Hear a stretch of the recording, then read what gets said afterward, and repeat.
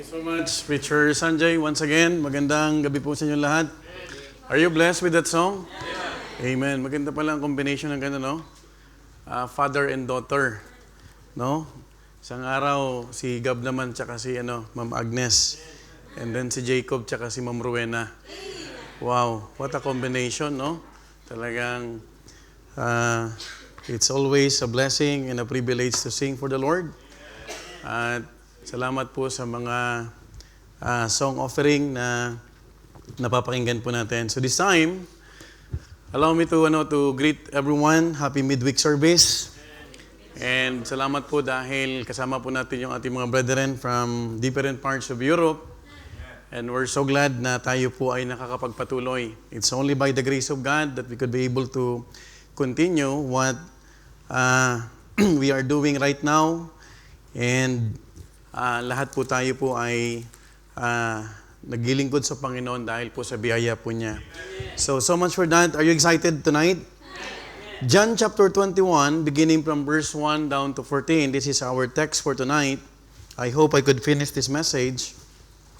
And I would like to request everyone to read with me by reading responsibly as I begin reading verse 1. And then when we reach verse 14, we will read that all together. Can I hear amen if you're there?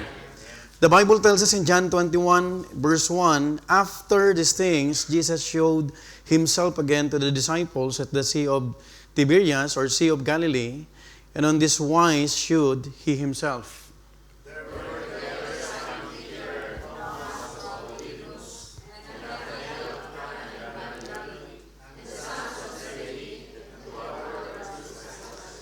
Simon Peter saith unto them, I go a-fishing. They say unto him, we also go with thee. They went forth and entered into a ship immediately, and that night they caught nothing.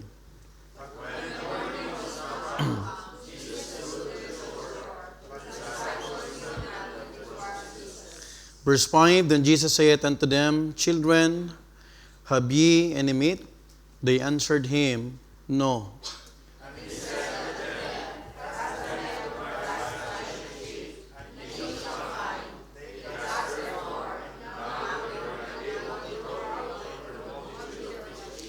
Verse 7, therefore that the disciple whom Jesus loved saith unto Peter, it is the Lord. Now when Simon Peter heard that it was the Lord, he girt his father's fisher's coat unto him, for he was naked, and did cast himself into the sea.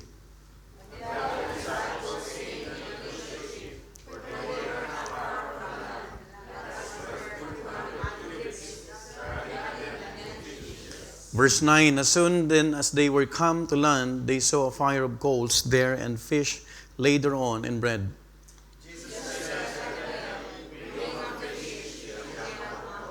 Verse 11, Simon Peter went up and drew the net to land full of great fishes, 153, and for all there were so many, yet was not the net broken.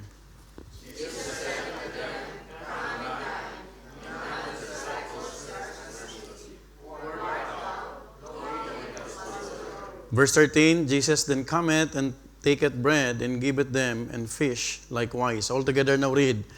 This is now the third time that Jesus showed himself to his disciples after that he was risen from the dead. Allow me to read verse 4. This is the key verse of the message tonight. Look at what the Bible says in verse 4. Just follow me in silent reading. The Bible says once again, but when the morning was now come, Jesus stood on the shore, but the disciples knew not that it was Jesus. Verse 9. Look at what the Bible says in verse 9. The Bible says once again, as soon then as they were come to land, they saw a fire of coals there, and fish laid thereon, and bread. Tonight, allow me to preach a message entitled, Love, Serve, Breakfast. Love, serve, breakfast. Let's go to the Lord in prayer. Father God in heaven, thank you once again, Lord, for tonight's midweek service. Lord, thank you, Father, that we could be able to read missions letter. We could be able to hear song offerings. We could be able to hear testimonies upon testimonies, Lord, because you are a faithful God who allowed us everything, Lord, to do according to your perfect will. Tonight, if there are sins, Lord, that would hinder our service, may you allow us, Lord, to have a clean heart, a tender heart, so that we could truly understand the message that you have prepared for all of us. Lord, whatever distractions, help us, Lord, to focus on you, especially, Lord, for the message that you have prepared for everyone. And I pray, Father, that if there's anyone, Lord, who needs to be born again in a Bible way, even for those regular viewers or maybe this is the first time that they tune in through our live streaming, oh Father, may you continue to speak in their hearts, oh Father, through the power of your word and through the power of the Holy Spirit. Lord, I'm asking personally, Lord, thy wisdom, guide me, oh Father. Help me to organize my thoughts. Help me to be a blessing, Lord, to your people. As I preach, as I teach, oh Father, help me, Lord, to just lift up thy holy name in our midst, oh Father, as we continue to claim that you will be the one to bless our soul, meet the needs of your people, oh Father. Bless us tonight. We bring back all the glory. In Christ we pray. Amen and amen. Please be seated. Love, serve, breakfast. Now, before we came to know Christ, each of us had a different life, isn't it? Bago tayo nakakilala sa Panginoon, bago naging mananampalataya si Sir Ginalyn, bago siya nagpagupit ng buhok, bago pa yung nagpagupit ng maayos na mga, yung ating mga kasuotan, lahat po tayo po ay may mga dating mga ginagawa. Are you following? We had our own routines, occupations, ambitions, and plans. Some of you, when I met Brother Hermie, during 10, I think, yung mga early years ng Minister sa Mission, he is working in a bank. RCBC ba yan, sir? A land bank. O, banker to, banker. But now, he is now a soul winner. And salamat po dahil meron tayong mga dating buhay, dating ginagawa, dating nakasanayan. No? Not only that, makikita natin, nung tayo ay tinawag ng Panginoon, nakita natin yung mga pagbabago. Isn't it? Kasi pag wala kang nakita ng pagbabago, you are not saved. Even you come to the church Sunday upon Sunday, you attend also, you are also crying during invitations. Kapag walang nababago, it's unsaved. Because the Bible clearly reminds us, therefore if any man be in Christ, he's a new creature. All things are passed away. Behold, all things become new. Now, then Christ called us to follow Him and everything changed. Isn't it? In John chapter 21, takes place sometime after the resurrection. So, ito pong chapter nito, if you would notice, this is the last chapter of John. No? Huling chapter ng book of John, at makikita mo, ito yung panahon na kung saan ang Panginoon ay nabuhay ng maguli. Are you following? Now, in fact, it was mentioned, this is the third time that the Lord Jesus Christ appeared as a risen Christ. Now, the disciples knew that Jesus was alive. They had seen the risen Lord, yet they were still living in a period of transition. Makikita mo na 3.5 years nakasama nila ang ating Panginoon. Imagine, nakasama mo ang Panginoon, you have seen the miracles of God, you have seen His power, teaching, preaching, healing, and everything. He have fed 5,000 people, 5,000 men, to be specific. Ang dami niyang mga miracles. At makikita mo, kapatid, yung mga disipulo niya, except for Judas, because he hung himself, nakita natin, kapatid, na they were all hung. So makikita mo kung ikaw ay isa sa mga disipulo ng ating Panginoon, at yung Panginoon ay namatay na, at yung Panginoon ay nagsabi sa iyo na after 3 days, ako'y mabubuhay maguli. At ang Panginoon ay wala na rito. Makikita mo, kapatid, na you do not know what's the next. Tama po ba? You will think, what's the next? Now, imagine, they had seen the risen Lord, yet they were still living in a period of transition. They had left Jerusalem and returned to Galilee according to the Lord Jesus Christ's instruction. Yun ang utos ng ating Panginoon sa kanila. But many questions remained like this question, what would happen next? Have you imagined that? Another question, what would their ministry look like? Alam mo, kapag nawala ang leader, nawala yung pastor mo, nawala ang Panginoon, you would think many things. Tama po ba? Kasi alam nating lahat, the head of the church is the Lord Jesus Christ. Another question, when would the Lord appear again? And also, maybe they're thinking, how would He establish His kingdom? And most importantly, their question may be, where do we go from here? After that the Lord Jesus Christ is already risen, ano nang kasunod? They don't have an idea. Alam lang nila na after ng 3 days, mabubuhay maguli ang Panginoon. Now, it was not an identity crisis, but it is factual to say that they were in the middle of both going and staying. Have you experienced sometime in your life na gusto mong manatili pero parang gusto mo ring umalis? You are hung, nagtatalo, nag-iisip, nagmumuni-muni. You are considering many things if you are going or if you will what? Staying. Now, it is in the season where Apostle Peter found himself saying, I go a-fishing. So makikita mo kapatid na si Peter, nagbitaw siya ng salitang 5 words lang. Sabi niya, I go a-fishing. Now, please don't forget that before Peter followed the Lord as a disciple, he was a fisherman. Tama po ba? Now, not only Peter, the disciples say they will follow him. Take note, hindi lang si Peter ang bumalik dun sa pangingisda, kundi sumama sa kanya yung mga kasama niya. Now, despite that, it is in the middle of that season of waiting that we see Jesus' great love for His disciples. You know what? In times of failure, in times of uncertainty and confusion, let me tell you, Christ revealed His steadfast love for His own. Alam mo, may mga times sa buhay natin na hindi mo alam kung anong mangyayari. You are not certain what will be the next chapter of your life. Ikaw, nakaupo ngayon, naglilingkod sa Panginoon, you're counting, maybe, yung iba sa inyo, nagbibilang na ng dekada, what's the next chapter in your life? Are you staying? Are you going to stay? Are you going to go? Are you going to find another pathway? Minsan, darating ka sa punto ng buhay mo na mararanas mo ito. And I don't know, maybe some of you, nag-iisip ka na rin. Are you following?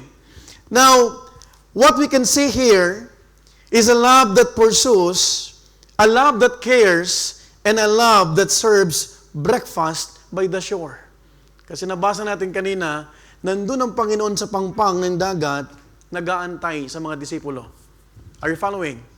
At sa pag-aantay niya, makikita natin kapatid, dun niya pinakita at ipinaramdam ang pagmamahal ng Panginoon. That is why you would understand tonight that we will be talking about the message entitled Love, Serve Breakfast. And brethren, it is in that setting that one of the most beautiful scenes after the resurrection takes place. If you will just contemplate and meditate every verse in this chapter, you would understand, isa ito sa pinakamagandang pagkakataon because you will see many things in your life as a believer kung paano mo ka-fellowship ang Panginoon. Kung paano sila nag-usap-usap dito nang walang iniisip ng ministry, kundi iniisip lang nila yung kalooban ng Panginoon.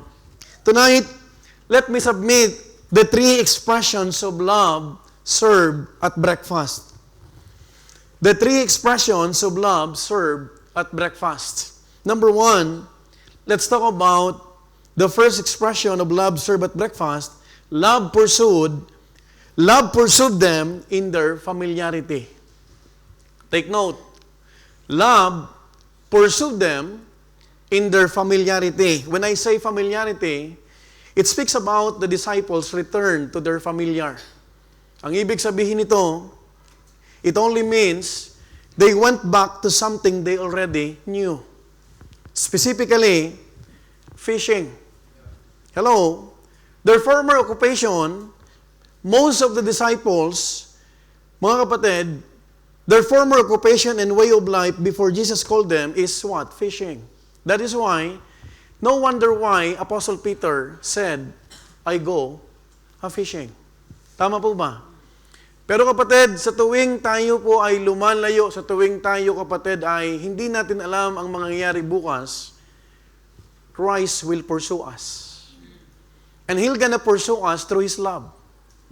That is why, the first expression, love serve breakfast, is love pursue them in their familiarity. Pinuntahan nilang Panginoon sa isang lugar na kung saan doon sila sanay. Doon yung kanilang buhay. Isn't it?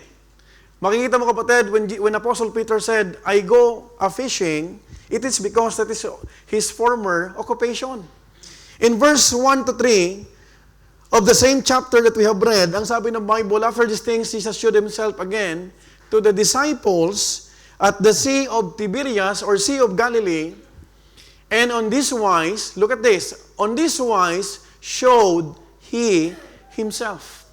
Verse 2, there were together Simon Peter and Thomas called Didymus, and Nathanael of Cana in Galilee and the sons of Zebedee, and two other of his disciples. Ilan disciples to? 7. In verse 3, Simon Peter saith unto them, I go a-fishing. They say unto him, we also go with thee. They went forth and entered into a ship immediately, and that night they caught what? Nothing. Folks, the beginning of this passage tells us that 7 people were together sometime after Jesus' resurrection. Lahat sila, itong 7 na to, hindi nila alam ano yung kasunod. Are you with me? Now, they were confused in the direction of where they will go. How will they continue or what will they do? Kung isa ka sa mga 7 at alam mo lang ang Panginoon ay mabubuhay maguli, you would also think, ano na bang kasunod ng ating buhay? Because they left their old life. Are you following? Now, imagine, they were like floating between going forward or staying where they were. And in the middle of it, lahat sila, Apostle Peter said, your words, 4 words only, I go a-fishing. Now, fishing, remember, and do not forget, mga veteranong mangingisda sila. Now, pag ang isang tao pala, minsan nangihina, minsan hindi mo alam ang ginagawa, ang kadalasang binabalikan, yung dati mong ginagawa. Are you following? But don't forget this, God's love is eternal. Love will pursue us, even in the middle of your life, na hindi mo alam kung anong kasunod. Are you with me? And I hope and pray, makikita natin kapatid, it was where Peter's life revolved prior to Jesus calling in their lives. So naturally, that is where he will fall back to when nothing around them is certain. Now folks, let me tell you, in times of uncertainty, it is human nature to gravitate toward what is familiar. Tandaan mo ito, pag hindi mo na alam yung kalooban ng Panginoon at hindi mo na makitang maliwanag ang sarili mo, ang una mong maiisip at ang isang naturalesa ng tao, maalala mo yung dati mong mga ginagawa. Are you following? Now, you have to remember, pag nangihina tayo, madalas binabalikan natin yung dati nating hilig gawin. Mga nakasanayan natin. Mga bagay kung saan natin naalala yung dating tayo. So, you will not be surprised why Apostle Peter mentioned, and he tell his company, I go a-fishing. That is why, kapag may mga nanghina, may mga, alam mo yun, nag-iisip kung maglilingkod pa ba ako, you will see them doon sa mga lugar na kung saan dati nilang pinupuntahan. Hello? Are you following? And the other disciples answered, hindi sila kumontra, kundi sinabi nila, we also go with thee. Imagine, pag wala ang leader, pag wala yung Panginoon, nakikita mo, walang nagtitimon. Are you following? That is why it is very hard. It is difficult kapag walang leader. Are you following? When Peter mentioned and he told them, I go fishing, hindi sila sabi, teka lang, we were commissioned already. We were sent out. And then babalikan mo yung tinatawag na pagiging fisherman. But let me tell you, kapatid, they agreed, everyone, at sinabi nila, sige, sasama kami. Tama po ba? That is why we need to understand tonight, together they spent the entire night fishing. Buong gabi sila. But after a night of fishing, the book of John recorded this, and that night, they caught nothing. Mga Batikanong mangingisda. Pero kahit butete, wala silang nahuli. Are you following? Folks, they were not amateur fishermen. They made a living out of it. Yet their expertise produced no yield, no fish, not even a small one. Why? Because even at their best, even when they were 7, hindi lang mag-isa si Peter, even in their teamwork, magkakasama sila, nangingisda, even in sleepless night, even after a long shift, they produce nothing. You know what? Makikita mo, kapatid, we can never heard John as an eyewitness in this book, in this story, or Peter ask for the right direction. Hindi man lang sinabi ni John, hindi man lang sinabi ni Nathaniel, Peter, pag-pray muna natin. Huwag ka munang bumalik sa pangingisda. Tama po ba? That is why when somebody do not know what is the direction, huwag mo munang ayunan. Samahan kita. Tama po ba? Kahit sarili mong asawa. Pag ang asawa mo nakikitang palayo na at hindi na alam yung direksyon, huwag kang sasama. Amen po ba? Huwag mo sama, sige, samahan kita. But let me tell you, kapatid, walang nagsabi, Peter, let's pray first. Have you forgotten already? You are one of the disciples of the Lord Jesus Christ. Have you forgotten already? Hindi naman nagkulang.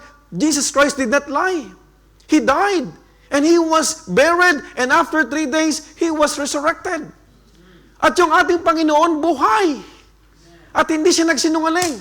But why is it there's no, among the 7, wala man lang nagsabi sa kanila, pray muna tayo. Amen po ba? But take note about this, kahit po tayo minsan nalulula sa ilang, still God's love will pursue us. In our familiarity. In our familiar routine. Tandaan nyo, kapatid, pag ang isang Kristiyano naging active, naging mananampalataya, naglingkod sa Panginoon, at nag-backslide yan, ang unang babalikan niya, at ang unang maisip niya, yun dati niyang mga ginagawa. Are you following? Pero kapatid, you would say, you would encounter, you would understand from the story that God's love will pursue us. Kahit sa mga panahon na hindi mo alam, kahit sa panahon na lutang ka, we never heard, we never find Thomas raising question. Peter did not say, I go preaching, or let us gather and pray. You remember in the book of Acts, the one who first preached the message about the gospel is no other than Peter. And there were 3,000 souls. Tama po ba? Nakita mo, kapatid? Pero hindi siya nanghingi ng prayer. Peter simply said, I go a-fishing. And the other answers, we all go with thee. Sana, kapatid, pag may mga kapatiran tayo, kapatid, na hindi alam ang direksyon, huwag kang aayon. Amen po ba? Kapatid, maghunos dili ka. Let me remind you, we are all believers. We have our Heavenly Father. Kasi minsan, you are turned between financial obligation and ministry. Tama po ba? And it is a good thing to remind your sister or brother, Brad, God will provide. Amen. Nilaban mo na yan ng ilang taon, di ka na nag-work ng Sunday, huwag mo nang balikan. Amen po ba? Because sometimes we are tempted. Amen po ba? We are thinking other options. We are thinking other alternatives. Without any recorded discussion, they all climbed into one boat and returned to what was familiar. Kahit anong galing nila, are you following?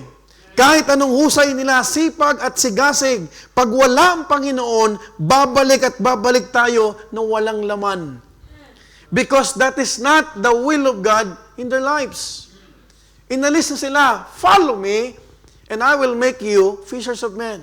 Kaya nga kapag tinawag ka ng Panginoon, if you are really called by God, if you have been praying, minsan you were challenged one of the World Missions Conference, minsan may mga preaching na nangusap sa iyong Panginoon, at alam mong kinakausap ka ng Panginoon, huwag mong tatalikuran yung panawagan.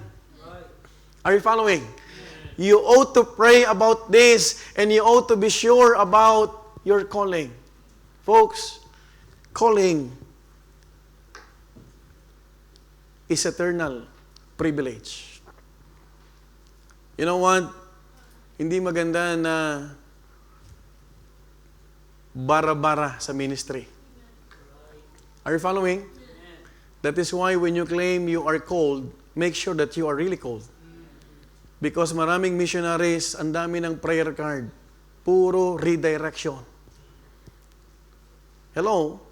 Are you following? I have no problem with redirection, pero kung redirection mo ay 5, 6 na, it's no longer redirection. Because the Holy Spirit is sure and will not utter to call you na siya mismo magkakamali sa panawagan sa'yo. Are you following? You know what, my dear beloved brethren? What is familiar is not always where God wants us to remain.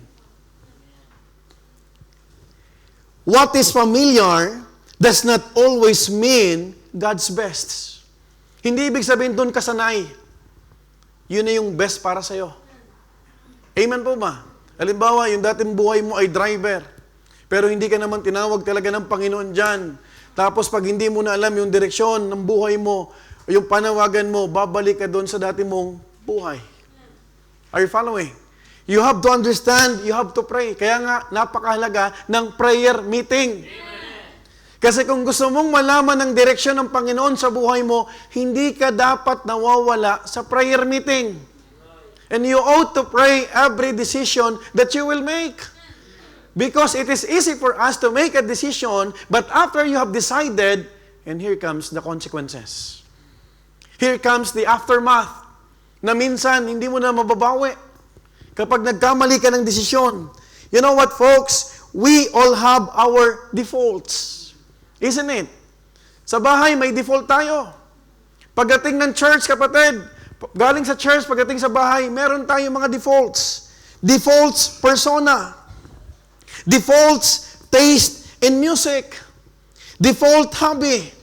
Default personality. Default character. Default way of thinking and responding. You know what, my dear beloved brethren, why I'm mentioning all these defaults? Because those defaults shape who we were until Christ stepped into our lives and began changing us from the inside out. Alam mo ba yung mga defaults na yan? Yun yung dating buhay. Yun yung dating Noli. Yun yung dating Omar.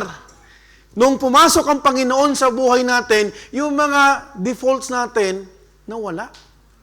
Ano yung default mo pagkatapos ng trabaho? Pag summer, yung beer, malamig na. That's a default. Tama mo ba? Ano yung default natin, kapatid, dati? Kapag tayo, kapatid, ay may hawak ng pera, tumingin ng mga mabibili. That's our default. Tama mo ba? That is why minsan, yung mga nagbabackslide, yung mga nawawala sa gawain ng Panginoon, tuwan-tuwa sila. Feeling nila, sila'y nakalaya. Without understanding, they were still bondage. Of what? Of these defaults. Kasi pag nawala ka sa gawain ng Panginoon, ang babalikan mo, yung mga defaults na ito. Are you following? Folks, may mga bagay tayo na binabalik-balikan pag nanghihina tayo. The question is, what are the things that we default default to in times of discouragement and confusion. Hindi ka nagbabackslide, but you are only discouraged. You are only confused. Ano yung mga defaults na binabalik-balikan mo? Minsan, I've mentioned this many times. If I am discouraged, every time I am discouraged, at ako ay talagang hinang-hina, my antidote is what? To go to soul winning. Pero ang katawan ko nagsasabing ay you lie down, you eat. I am a stress eater. Alam ng asawa ko yan.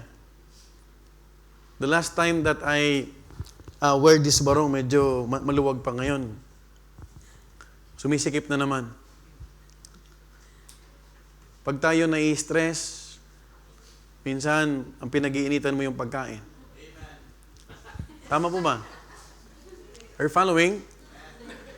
Minsan, pag tayo galit, kahit yung pusa, nasisipa. You know, that's our default. Amen? Ano yung default natin? Pag wala ng pera sa pitaka, mainit na ulo. Pero nung pumasok ang Panginoon sa buhay natin at naunawaan natin yung pagmamahal ng Diyos, kahit walang pera, okay lang. Basta kasama ko yung amore ko. Sabi ni Brother Edmundo, basta kasama ko siya sa hirap at ginhawa. Amen? In fact, takot na takot si Sister Veronica na magalit si Brother Edmundo. Sabi niya sa akin, Pastor, may isang tao ako na ayokong magalit. At ang pangalan niya, itago natin sa pangalang Edmundo. Ay talaga naman, pag nagagalit na yan, Pastor, susuyuin ko na yan. Basta na amore. Okay na tayo. Sometimes we have our own defaults. The question is, what are the things that we default in times of discouragement and confusion? Paano kapag nadi-discourage? Paano kapag naku-confuse? Paano kapag ang lahat parang nakahang? Are you following? But brethren, love pursued them in their familiarity. Even before they move away from the shore, the Bible already recorded that Jesus showed Himself in Tiberias. Hindi pa sila nangingisda. Pasakay pa lang sila ng boat. Look at verse 1. Ang sabi ng Bible already, after these things, Jesus showed Himself again to the disciples at the Sea of Galilee or Tiberias. Isa lang yan. And on this wise, look at the phrase, on this wise showed He Himself. You know what? Before Peter ever said, I go a-fishing, God already knew where the story was headed. Alam mo, palayo pa lang si Jonah papunta ng Tarshish, not going to Nineveh, alam na ng Panginoon yung dulo. Nag-iisip ka pa lang, nalalayo ka, o iiba ka ng direksyon kasi confused ka, alam na ng Panginoon ang dulo. Are you following? Are you with me? That is why you need prayer. That is why you need wise counsel. You know what? Jesus had already purposed to reveal Himself there. And what comfort that brings to the child of God. Na minsan pala, kahit tayo nanghihina, hindi natin alam yung direksyon, hindi malinaw sa atin, I hope tonight we will be encouraged that Christ's love will pursue us. Amen po ba? Even in our familiarity. Even before we depart, even before we board the boat, even before moving farther from the shore, His love has already gone before us. What a blessing! What a loving God! Amen? Kasi pwedeng sabihin ng Panginoon, pambira naman kayo. I spoke many times after 3 days. Ako ay mabubuhay maguli at nabuhay maguli ang Panginoon. Amen? I commissioned you all. 2 by 2s, lahat ng kapangyarihan, lahat ng mga miracles, pinakita ko sa inyo, lahat ng teaching for 3.5 years, and then babalikan nyo lang yung dati nyong occupation? Did I call you to follow me and make a fishers of men? And then why is it right now, babalikan mo yung pagiging mangingisda? Tama mo ba? Now, kung hindi na buhay maguli ang Panginoon, they have all the reason. Tama po ba? Meron kang dahilan kung wala ka man lang pinag-pray na lahat ng pinag-pray mo, hindi mo lang natupad kahit isa. Pero kapatid, looking back, meron tayong mga prayers, meron tayong mga desires, meron tayong mga, Lord, praise the Lord. Pero hindi naman lahat praise the Lord. There are times God wants you to reflect. He wants us to what? To evaluate ourselves. He wants us to increase our faith. And He wants us to trust Him more. Are you following?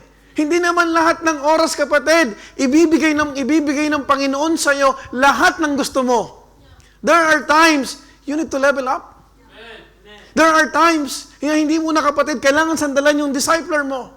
And there are times gusto ng Panginoon, huwag kang magbabase sa tao.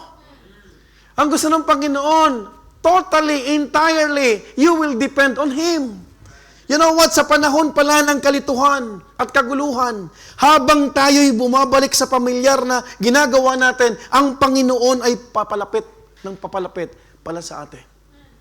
Because you are a child of God. Amen po ma? Can I hear amen? Are you a child of God?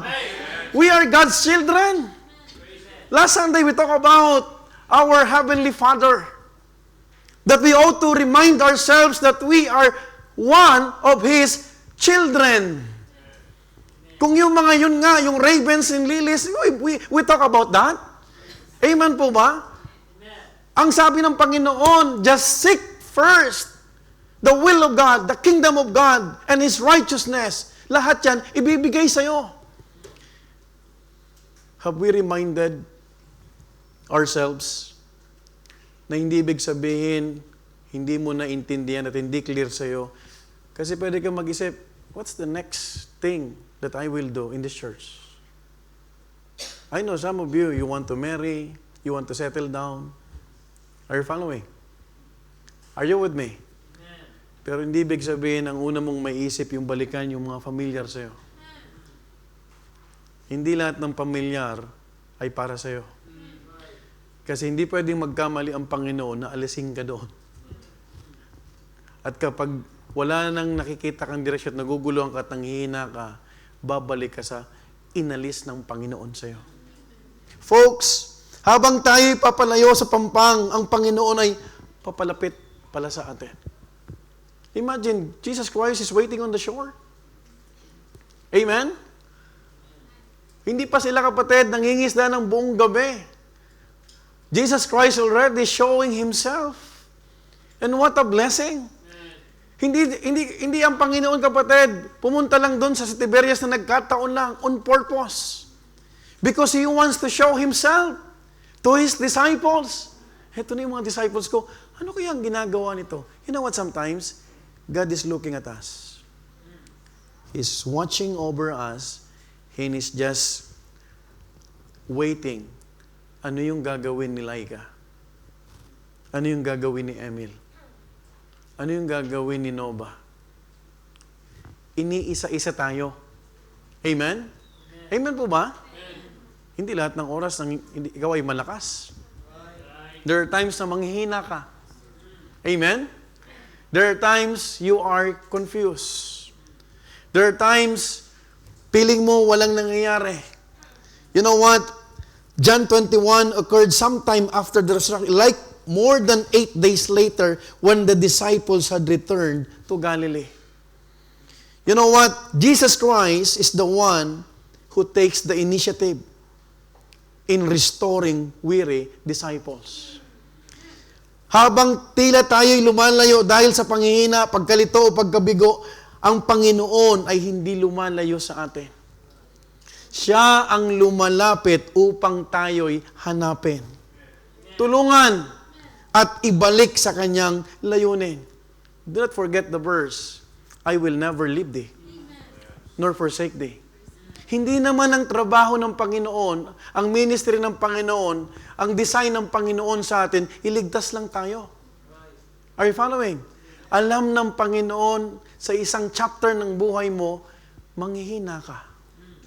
Magugulumihanan ka. Hello? Merong chapter sa buhay mo, as a family, you will encounter problems. As a single being, parang you are expecting something, pero yung mga expectations mo, pag binabalikan mo na, pag kinukumpara mo sa reality, parang hindi ito ang in-expect ko. Don't go back to the familiar routine. Amen? Because even you do that, God will pursue you. We love Him because He first loved us. Kapatid, bago tayo nagmahal sa Panginoon, huwag mo sanang kakalimutan, ang unang nagpakita ng totoong pagmamahal, ang Panginoon. Amen po ba? Folks, the three expressions of love served at breakfast. Are you still with me? Number one, love pursued them in their familiarity. Secondly, love waited for them on the shore. Wow. Ang totoong pag-ibig, marunong mag-antay. Can I hear amen? Love, hopeth all things. Rejoiceth not in iniquity. Beareth all things. Love waited for them on the shore. Amen po ba? Kapag may manliligaw sa'yo, if you truly love me, you will pray for me that I will be succeeding in my studies. Amen ba? Hindi. Patunayan mong mahal mo ko. At tayo ay magsama na. That's not love. That's selfish. But look at what the Bible says in verse 4 to 8. But when the morning was now come, Jesus stood on the shore. But the disciples knew not that it was Jesus. Then Jesus saith unto them, Children, look at this. Have ye any meat? They answered him, No. Hindi ito yung pata ha. Hindi ito yung dinuguan na meat. Ito yung pagkain. In verse 6, And he said unto them, Cast the net on the right side of the ship, and ye shall find. They cast therefore, and how they were not able to draw it, for the multitude of fishes. Verse 7, Therefore the disciple whom Jesus loved saith unto Peter, John the beloved, It is the Lord. Now when Peter, Simon, heard that it was the Lord, what did he do?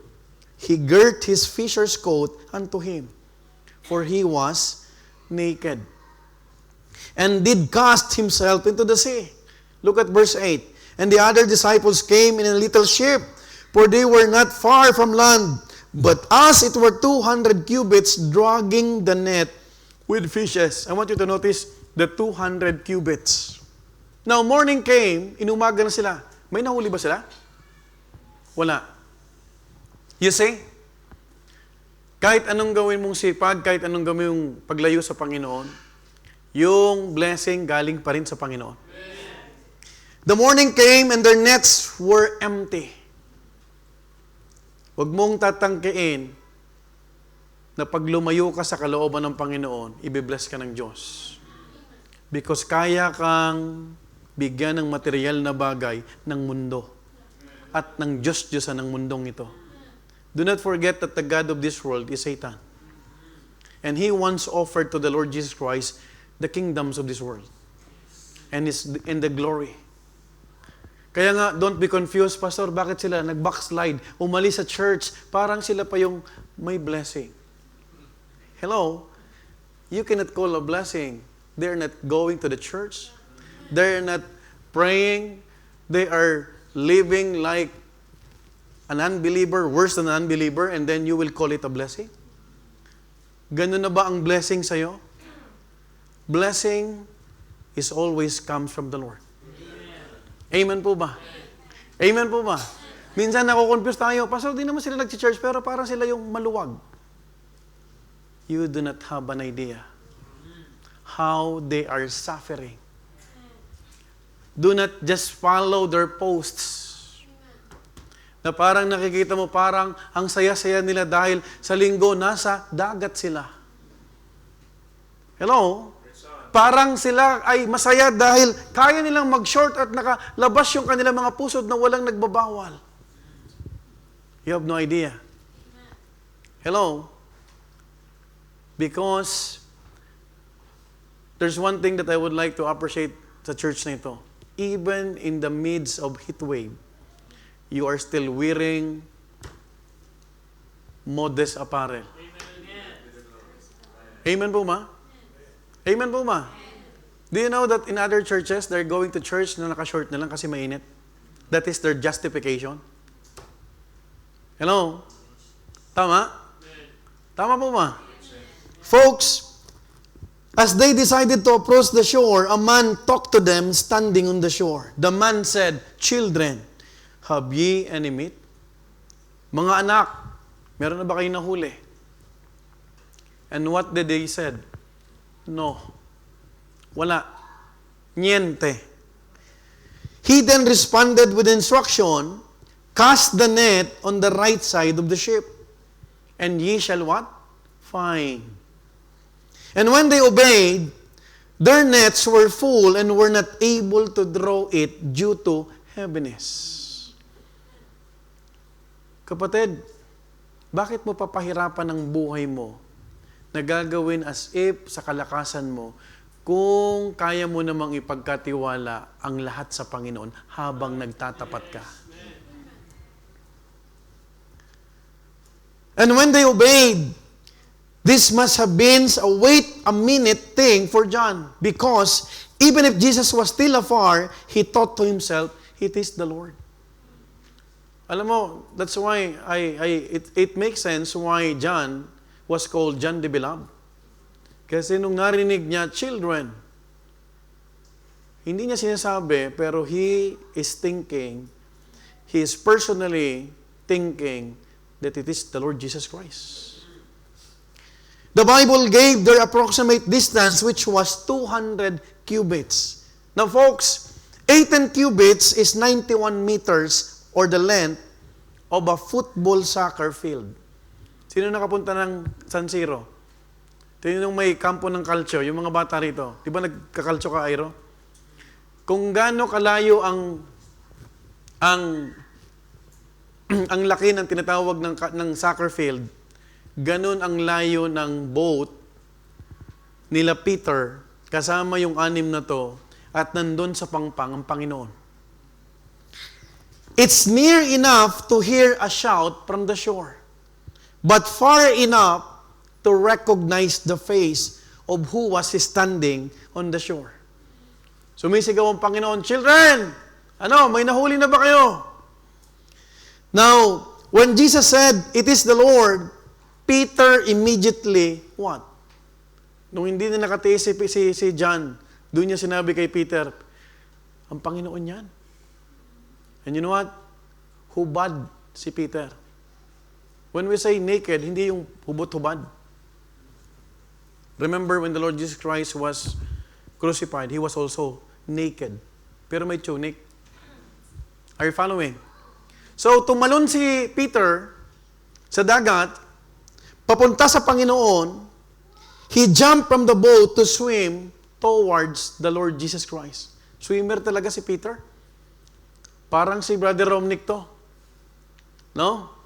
Kaya mong lumangoy kahit makikita mo na malayo pa. The Peter we know who was eager to go fishing, listen to this, is the same Peter who could not wait to row 2 to 4 minutes back to the shore. Wala na siyang pakialam sa huli. Nung sinabi ni John the Beloved, "It is the Lord," wala siyang ibang ginawa kundi nag-dive. Tumalon siya. Kinuha niya yung damit niya, yung fisher's coat, and then he dived towards the direction dun sa shore. Now all of the sudden, Peter, who was consumed with fishing, he was no longer caring about the fish. He no longer cared about the boat. He no longer cared about the net. Wala na siyang pakialam. Why? The only thing that mattered was getting to Jesus. And love waited for them on the shore. Nandoon nag-aantay ang Panginoon sa pangpang para ipakita ng Panginoon ang pagmamahal niya sa kanyang mga tupat anak. You know what, folks? After exhausting their energies and time away from Jesus, He waits for them on the shore. Brethren, When we know it is the Lord, everything else should become secondary. Folks, pag alam mo, hindi lang to hinala.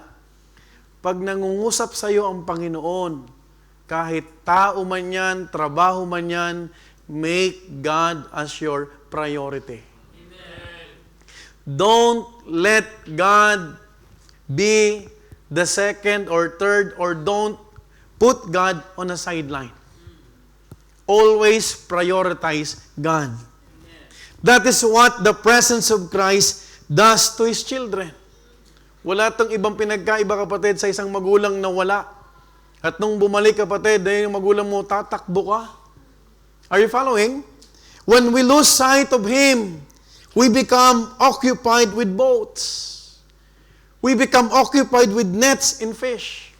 Pag hindi na tayo nakatingin sa Panginoon, pag tayo'y nanghihina, pag tayo nadi-discourage, tandaan niyo po ito, ang una mong babalikan yung mga pamilyar na bagay. And you will be easily distracted with the boats. And you will persuade, you will think about yourself, kapatid, na tama ang ginagawa ko. Okay lang pa rin ang ginagawa ko. But when we recognize that the Lord is near, those things suddenly lose their grip on our hearts. From here, we will realize that it is not the fish that Peter really needed it. It was not the boat. It was the presence of Christ. Amen. Hindi pera. Amen. Hindi euro. Pag naliligaw ka, pag nangihina ka, pag naguguluhan ka, hindi material na bagay ang kailangan mo. Ang una mong kailangan ay ang presensya ng Diyos. Amen. That is why hindi tama na pag ikay nangihina, ang hinahanap mo, activity sa church. Fellowship. Yung presensya dapat ng Panginoon. Whatever you are doing, you jump, you dive. Just like Peter. He doesn't care anymore. Ang bira, ang dami nilang nahuli. Buong gabi sila ng isda, pero nung nalaman niya, sabi ni John the Beloved, it is the Lord. He took the fisher's coat. The fisherman coat, and then he dived. Folks, ganun ba tayo? Pag tayo nakikinig ng preaching, hindi mo ba alam, kinakausap ka ng Panginoon? Amen? And then sometimes we resist. Alam mo naman sarili mo na it is God's will for you to what? To nourish your soul. Amen? It is for you to prioritize your spiritual life, hindi love life. Don't make a spiritual life as a second priority. Bago ka ma-inlove, tanungin mo muna sarili mo, na-inlove ka na ba sa Panginoon? Hello? Puro ka crush, puro ka nahuhulog na yata ako. Hulog na hulog ka nga. Pero hindi ka man lang nahulog sa presensya ng Panginoon. Minsan, makikita natin, kapatid, from here,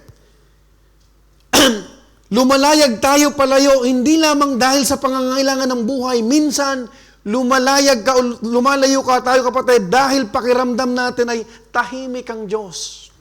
At hindi natin nararamdaman o maramdaman ang kanyang presensya. Di ba pag may blessing, excited ka? Amen. Hindi ba pag may pinag-pray ka tapos nangyari, tuwan-tuwa ka? Amen. Pero di ba, totoo naman na minsan pag parang walang nangyayari sa prayer mo, malungkot ka. And you are confused, you are also asking. And you are also thinking, ano na bang kasunod dito? Hindi ko na maramdaman ang presensya ng Panginoon. Amen? Paano mo mararamdaman ang presensya ng Panginoon na hindi ka nga nagpe-pray? Hindi ka nga umattend sa prayer meeting. Right? You want to know God's direction? You pray. Folks, we want distractions when the truth is, we so long for His presence once again. The people who were in the boat were not successful. That night, they were a failure. Why? Sipin mo, mga professional na fishermen to, walang nahuli kahit isa. But before they reached the shore, they did not know what awaited them. You know what? They expected nothing more than another disappointing morning. Kasi magdamag silang ng isda, pero wala talaga silang nahuli. Kahit isa, nabasa natin yan. But on that shore, they would discover something greater than a miraculous catch. Why? Because they will discover that love had been waiting for them all along. Nag-aantay ang Panginoon. And do you think the purpose of the Lord Jesus Christ is for the sake of showing Himself only? It is for Him to show His love. Na hindi ko kayo iniwan.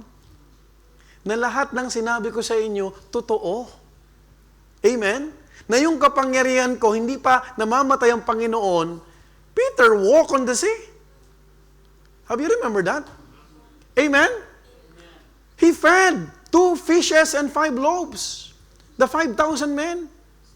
And here comes another children. You draw the nets again. Halos sobrang bigat ng nets. Ang ibig sabihin, pinakita muli ng Panginoon yung kanyang pagmamahal. Kapangyarihan. In 1 John 4:19, once again, we love Him because He first loved us. Love did not wait for successful fishermen. Love waited for weary disciples. Ang Panginoon minsan, kapatid, kung kailan wala ka, kung kailan pagod ka na at bibitaw ka na, doon niya ipapakitang, hey, I love you. Pero may mga Kristiyano, pupunta ako sa church pag may pera na. Babalik ako sa church pag bayad na. Magiging active ako pag may pera na. Baliktad. You know what? If you are thinking that kind of plans, you are just as if telling the Lord, Lord, I can manage myself. Hello? Are you following? Yung Panginoon, kapatid, nag-aantay kahit wala silang huli. And then, tinanong ng Panginoon yung 7, children, may huli na ba kayo dyan? Rodel, mainit na ba yung sabaw dyan?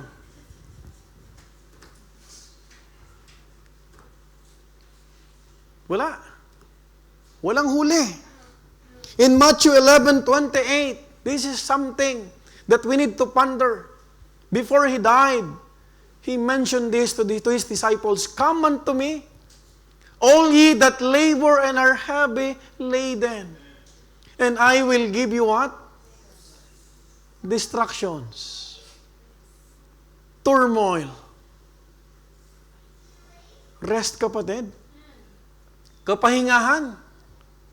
This is not to romanticize Christians who go far from the shore. Don't get me wrong. This is to magnify a Savior whose love is willing to meet His children even you are broke. Amen po ma? Huwag mong isipin dahil wala ka, wala na yung Panginoon. Huwag mong isipin na parang pag walang nangyayari sa buhay mo, wala na yung kapangyarihan ng Diyos. If you are ever far from the shore with no catch, no success, no happiness, you are never too far not to return. For the Lord awaits your return. He will meet us there. He is only waiting on the shore. In James chapter 4, verse 8, Apostle James, one of the apostles of the Lord Jesus Christ, look at this. Draw nigh to God, and He will draw nigh to you. Cleanse your hands, ye sinners, and purify your hearts, ye double-minded. Minsan nagdadalawang isip tayo, babalik ba ako? Magiging active pa ba ako? Now leaders, let me ask you, are you still enjoying leading your groups? Is your heart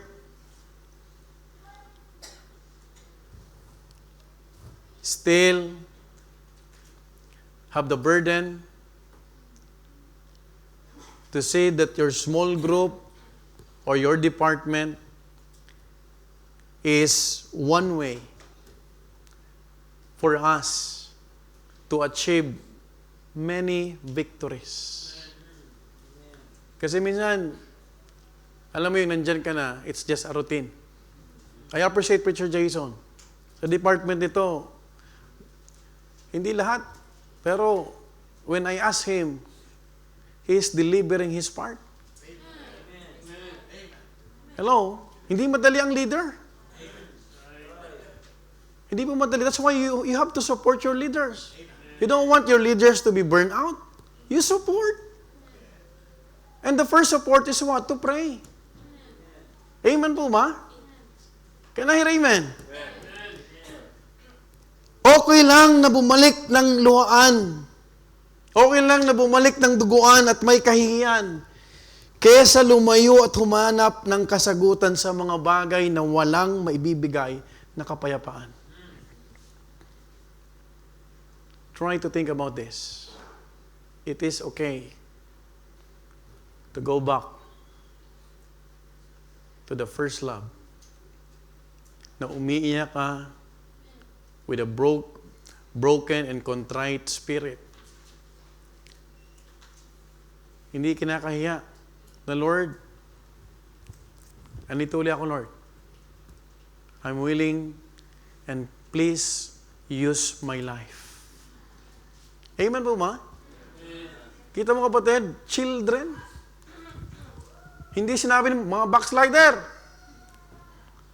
Jesus Christ did not call them backsliders. Children. Have you realized that? Na kahit lumayo sila, kahit binabalikan natin yung mga buhay, ang tawag pa rin sa atin ng Panginoon, mga anak.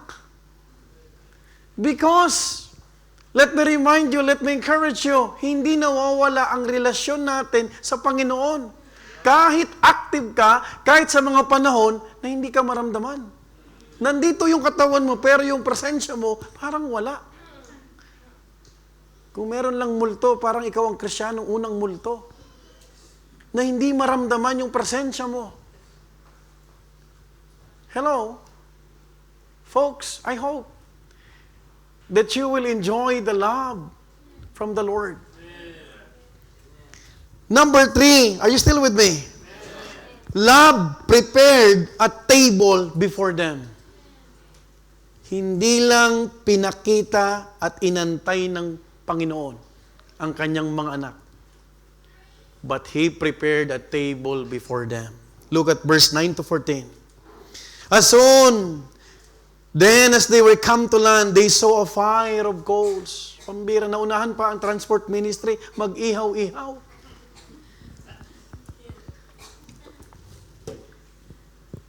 Ilang linggo nang pinaplano. Buti pa to. They saw a fire of coals there. Look at this. And fish lay thereon. Hindi lang isda, may tinapay pa. Pandesal na malunggay. Wow! Breakfast! Alam ka naman, lunch to. Kaya hindi ko pwedeng love serve at dinner. Out of context yan. Verse 10.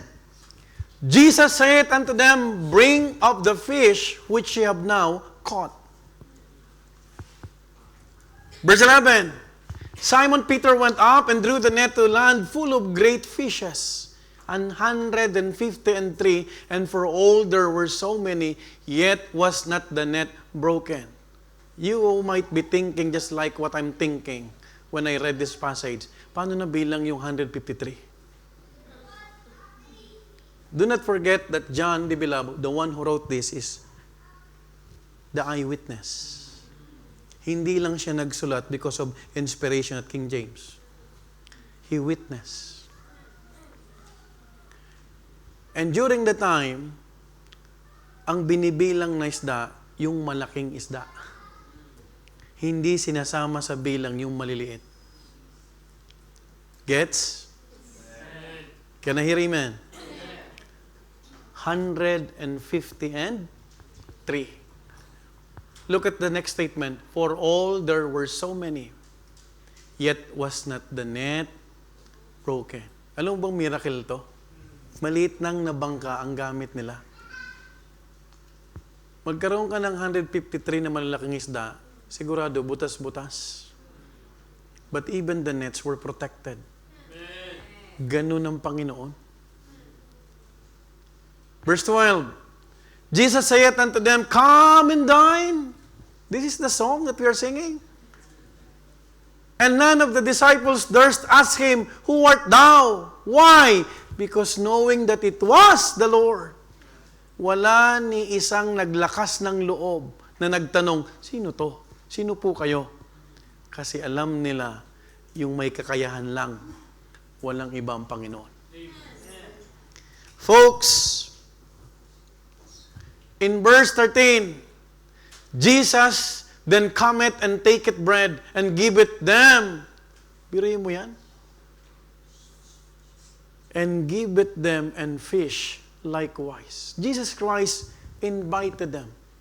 He came to that seashore. Not just to see His children, not just for the sake of show. Here, I am here. He invited them to what? To what? To have a breakfast. Alam mo ba, ang totoong pagmamahal, may gawa. Ang totoong pagmamahal, nagpapakain. Hindi ka nagsabing, mahal ko kayo. Hello? Pero walang pagkain. Right? Jesus then cometh and taketh bread and giveth them and fish likewise. Verse 13, verse 14, this is now the third time that Jesus showed himself to his disciples after that he was risen from the dead. You know what? The first thing that disciples saw when they reached the shore was not a sermon. Hindi nagsermon ng Panginoon. Peter, ano ba pinagagawa mo? Ba't ka bumalik dyan? Di ba tinawag na kita dyan? Thomas, nagganon-ganon ka pa sa butas ng kamay mo. Nabuhay na akong maguli. Napatunayan mo na, sasamaan mo pa si Peter. Have you realized that? We find no record of rebuke. That is why our message is love.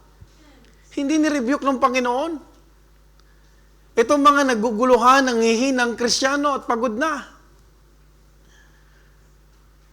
We find no record of interrogation, or rather, condemnation. The first things they saw when they landed were the following. 3 things only. Number 1, a fire of coals. Dala-dala ni Preacher Noli at Brother Art yung uling. Saan ginagamit ang uling? Sugba. Alam mo sugba? Ihaw. Alam ka na may stove, wala pang stove noon. Secondly, fish that were laid thereon. By the way, hindi isda na pinaghuli nila. May isda na ang Panginoon. Hindi kailangan ng Panginoon ng isda na galing sa atin. Kasi tayo ang may pangangailangan sa Panginoon. Are you with me? So don't think that you can bribe God. Hindi mo na ako mag-church pero may offering. That's not true. Thirdly, not only fish, but bread. Pandesal na malunggay. Tatlo. A fire of coals plays a consequential role in the life of Peter. Why? Because there were 2 mentions of fire of coals in the gospel. Number 1, one was on the night that Peter denied Jesus 3 times. Alam niyo may siga doon? Nung tinatanong si Peter, di ba ikaw yung kasama nung, No. But Peter said, dadaan muna sila sa bangkay ko. There was a fire. May siga. Alam niyo siga? The other was on the shore where Jesus awaits them with breakfast. Siguro maganda yung sunrise. Ganda lang gawa ni si Sir Samantha dito eh. Hindi ko ba naman di gaganahan ito? May tinapay, may isda, ang ganda ng view, kasama mo pa ang Panginoon. Hello? One reminds him of shame, the other restores him in grace. if you would understand this, minsan kahihiyan tayo sa gawain ng Diyos. But God He's still willing to show His love. Because He is a gracious God. Everything necessary for a meal was already there before they arrived. Christ had anticipated their need before they ever reached the shore. In verse 10, we see Jesus telling them to bring the fish they had caught to the shore. There were how many? 153 big fishes in total. But in verse 9, we see that fish were already laid on the fire of coals. Hindi pwedeng umasa ang Panginoon sa atin. Jesus had prepared it for Himself. He has long been on the shore. And one of the greatest, listen to this, most heart-warming invitation that Jesus said was not, "Come and explain to me. Why have you gone fishing?" Bakit nyo binalikan yung mga bagay, yung occupation na inalis ko na kayo doon? It was not come and repent, it was come and dine. There are times the message is not to rebuke. Amen? But to remind us God's love. Ang hirap naman na puro linggo-linggo ang mensahe rito, puro love.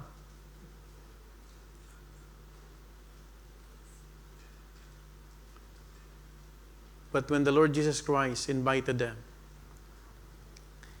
He just simply told the disciples, "Come and dine." The moment you come to the Lord, alam naman ng Panginoon niya sa puso mo eh. Ang inaantay lang ng Panginoon, bumalik ka ng totoo. Hello? Are you with me? At kaya mong bumalik sa Panginoon without the influence of other people. Hindi mo kailangan maghanap ng comfort sa iba because the great comforter is already in your body. Minsan, naghahanap pa ng encouragement sa iba para bang sinasabi natin sa Holy Spirit, hindi ka sapat. Are you following? Nangihina ka, naguguluhan ka, you come and dine with the Lord. Amen? It is like a mother or a father who waits for their wayward or prodigal child to come home. And when the child arrives, heartbroken or hurt, they will first give them a warm meal. May nakita ka na bang magulang na bumalik na yung anak? Pinagtatalakan pa? Di ba pinapakain? Sino sa'yo naglayas? Tapos nung bumalik ka, di ba? Yung balik mo parang ikaw pinakamabait sa lahat ng mundo. Pero walang bumabalik na ganyan. Ang bumabalik ay handang marinig ang katotohanan. At ang unang dapat babalik sa'yo, hindi katawan mo. Kasi pwede kang nandito, "Hey, I'm back!" But your heart is out. That's why Jesus Christ showed God's love. Come and dine. Because love served breakfast. Love meets the need before correction is ever employed. That, brethren, is the heart of Jesus, our heavenly Master. He knew that they were tired. He knew they were hungry. He knew they had spent the whole night laboring. Hindi na kailangan nilang rebuke. Mga puyat to. But before asking them to do anything else, He invited them to sit and notice who served whom. Sino nag-serve? I want you to read with me verse 13. Sabi ng Bible, in verse 13, Jesus then cometh and taketh bread and giveth what? them, and fish likewise. I hope we will all realize that ministry is service. You want to show your love? You serve. There are many missionaries who would like only to be called missionary, but they don't want to serve. They're after about titles. But you don't need titles to show God's love. You learn to serve. Tanungin kita, kailan ka huling nag-serve? You are not serving when you are listening to me. In fact, you are recipients of God's Word. You are only serving when you are doing God's ministry. Yun yung mga napupuyat ka kapag may events. Yun yung mga panahon na yung transport abalang-abala. Sleepless nights because you are showing to God your love. Amen po ba? But before the Lord of Lords, the King of Kings, serving His servants, caring for them, preparing for them. Ang tindi ng waiter dito. Yung hari ng mga hari. Brethren, if we will only know the heart of our Savior, we will realize that there's no point to stay far. Ashamed and defeated. You would see, itong mga disciples na to, nag-enjoy hindi lang sa pagkain, kundi sa fellowship ng Panginoon. Many people imagine that every time they fail, God is waiting with folded arms. No, sir. But this passage shows a Savior whose heart is to receive His own children. Laging nakahanda ang Panginoon yakapin ang totoong anak niya. He did not need our fish. Please be reminded. He did not need your success. So who will fill us. Hindi niya kailangan.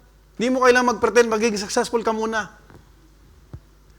Hindi mo kailangan mag-portray na ikaw muna ay maraming na-achieve. Ang kailangan lang ng Panginoon, you dive. You go towards the Lord Jesus Christ on the shore because He's waiting for you. Kahit empty ka, kahit luhaan ka. Now, brethren, the greatest miracle in this message is not the fish that they caught. It was the love that awaits them on the shore. Hindi yung isda. Ilang beses na nilang nakita yung kapangyarihan ng Panginoon. Yung miracle dito ay yung pagmamahal ng Panginoon hindi kumukupas. Hindi nagbabago, hindi nagmamaliw. Because the happiest part of this message was not the 153 fishes. It was not even the sunrise breakfast by the shore. It was the restored fellowship with the Savior. Walang kasing pantay na mayakap nila, makasama nila ang tagapagligtas, the King of Kings and the Lord of Lords. It was not the fish, it was not the bread, it was the fellowship. Kailan mo naka-fellowship ang Panginoon? Kailan mo huling umupo ka at nakasama mo, alam mo, nakasama mo ang Panginoon? Kailan ka pumunta ng church, you're excited. You will not feel excitement in the ministry if you are not doing nothing. Believe me! You cannot experience that. But believe me, if you are active in soul winning, discipleship, in your ministry, Huwebes pa lang, nagpe-prepare ka na. Pag Sabado, kapatid, makikita mo, oh, I will see those people that I have invited. I will perform once again the ministry that God entrusted to me because I want to show my love for Him. Do not forget that when you are performing your ministry, you are showing your love for God, not to your pastor. Lahat tayo nagpapakita dapat ng pagmamahal sa Panginoon. Kasi kung ang pagpapakita mo ng ministry ay dahil lang sa tao, pag ang tao wala na, wala ka na rin. Do not forget that we are the church. Some people think, I will attend the church. Don't think about it because you are the church. You are part of the church. We are the church. Hindi ka attend sa church. Don't think about it. Hindi ka bisita. Ikaw ang church. Church are people. Church are members in particular. Amen po ba? Huwag mong isipin, pupunta ako sa church. Ikaw ang church. Kaparti ka ng church. Are you following? That is why, kapatid, ang sarap mapakinggan, kapatid, they enjoy the fellowship. Walang nagtanong, Lord, is that you? No. Pag kilala mo ang Panginoon, you don't need to ask anyone. Sinong nandito? Anong ginagawa mo? You just enjoy the fellowship. Remember the Lord Jesus Christ, sabi niya, come and dine. Remember the Lord Jesus Christ, ask them, children, may huli na ba? It's reliving the moments that they had when He was still with them during His earthly ministry. Last 2 minutes, I am done. It's the laughter. It's the intimacy, the sharing of life, the conversation, the presence. Kailan ka nag-enjoy na kausap mo kapwa mananampalataya? Alam mo, kapag selective ka sa kausap mo, it's because you are not in tune with God. Mararamdaman mo yan. Ang isang Kristiyanong pasibat lagi, paiwas lagi, wala yan sa kalooban ng Panginoon. But this message is for you to understand that God's love is always available. Sarap kakwentuhan ng Panginoon. Sarap ka-fellowship ang kapwa mananampalataya. Amen? And most of the time, that's all that we need to. His presence, His fellowship, His reassuring love for all of us. Because the fish would soon be eaten and the bread would soon be gone. Huwag ka lang ma-excite sa pagkain. Kasi ang pagkain, mamaya, wala na. Huwag kang ma-excite sa activity kasi hindi lahat ng activity naglalast ng 365 days. Hello? You pray. You try to enjoy the ups and downs of this church because we are fellowshipping with the Lord.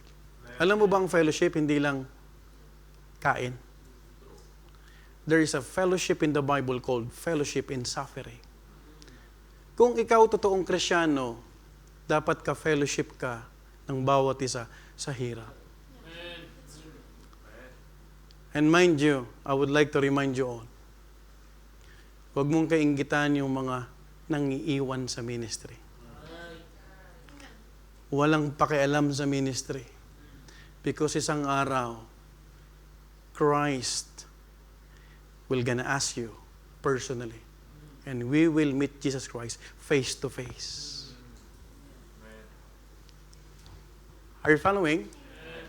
Lahat ng ginagawa natin dito, tandaan mo, there will be a reckoning and rewarding. Doon ako excited. The privilege of sitting with the risen Christ around the breakfast would remain with them forever. kailan ka nag-enjoy kasama ang Panginoon? You know what? I'd like to preempt my next message. It is what happened when the meal was over. This is the part 2. Because the story does not end with breakfast. After the meal was over, there was still a conversation needed to take place. A conversation that would change Peter's life forever. I hope to see you next week. I hope we will enjoy the fellowship. Tonight, as I close, if you have gone far from the shore, for whatever reasons, I do not know, it is only you. Let's all row home at the shore. Huwag sa isang nayon, where our Savior awaits. Because when you do that, love serves breakfast. And the one who will prepare breakfast is not your friend, not the disciple. It's the Lord Jesus Christ. Let's enjoy the love of God. Let's all rise up and we'll pray. Father, thank you once again, Lord.